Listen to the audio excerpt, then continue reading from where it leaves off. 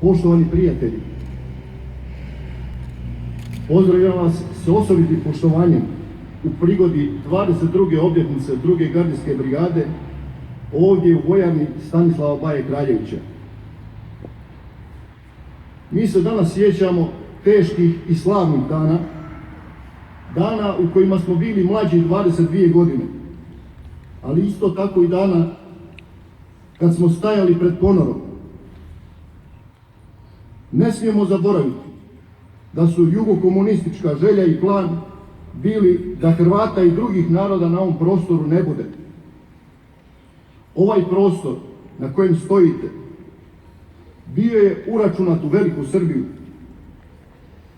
i onda su se predvođeni Hrvatskom zajednicom Herceg-Bosnom Hrvati Bosne i Hercegovine organizirali u Hrvatsko vijeće obrane i obranili svoje ognjište. Zato su mnogi i najbolji sinovi našeg naroda dali krv, svoj život. Eto, to mi danas slavimo ovdje. Vidim danas na proslavi obljetnice mnoge mlade, mnoge koji se ni rodili nisu kad je rođena i osnovana ova brigada. Vaša je, dragi mladi, a itekako odgovornost najstarijih, da znadete svoju povijest, na osobit način ovu koju su svojom krvlju i svojim životima ispisivali i vaši roditelji, djedovi, vaši stričevi, ujaci, vaši sunarodnjaci. Znadete li tu povijest?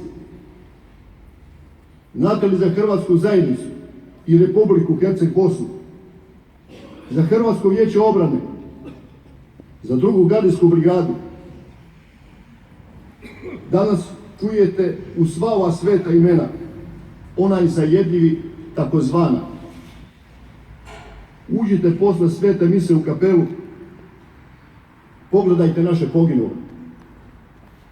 Svi su s imenom i prezimenom. Nisu oni takozvani. Oni su naša istina i borili su se u Hrvatskom vijeću obrane za našu Hrvatsku zajednicu Herceg-Bosnu. Zastanite pred svakim poginulim, pročitajte mu ime, uvjerite se. Oni su istinita i vjerna stranica naše povijesti, bez koje nas, ni vas, draga mladosti, ne bi bilo. Ne bi ovo bila naša zemlja i nas ne bi bilo na njoj da njih nije bilo. Pomolite se za njih. Međunarodni sud u Hagu već je 12 godina utamničio cijelo rukovodstvo Hrvatske Republike Herceg-Bosne. Petkovića, Pušića, Rajka, Ćorića, Prlića, Stojića. Vele da su s pokojnim predsjednikom doktorom Franjom Tuđmanom i s pokojnim predsjednikom Hrvatske Republike Herceg-Bosne magistrom Matom Bobanom bili zločinačka udruga. Zar je zločin braniti goli život, braniti rudu, braniti svoje ognjište? Nije.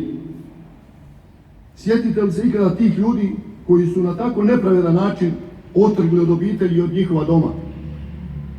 I oni su dio ove obljetnice, dio naše žrtve i istine. A u isto vrijeme, toliki zločini nad Hrvatima u Bosni i Hercegovini, taj isti Hag i sudovi u Bosni i Hercegovini niti ne spominju. Kamoli da bi ih osudili i procesuirali.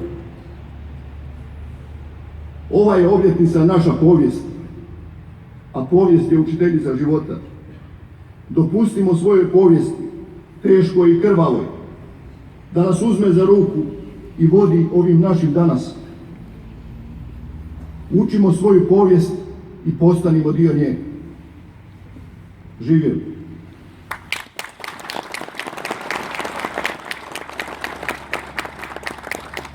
Zahvaljujemo generalu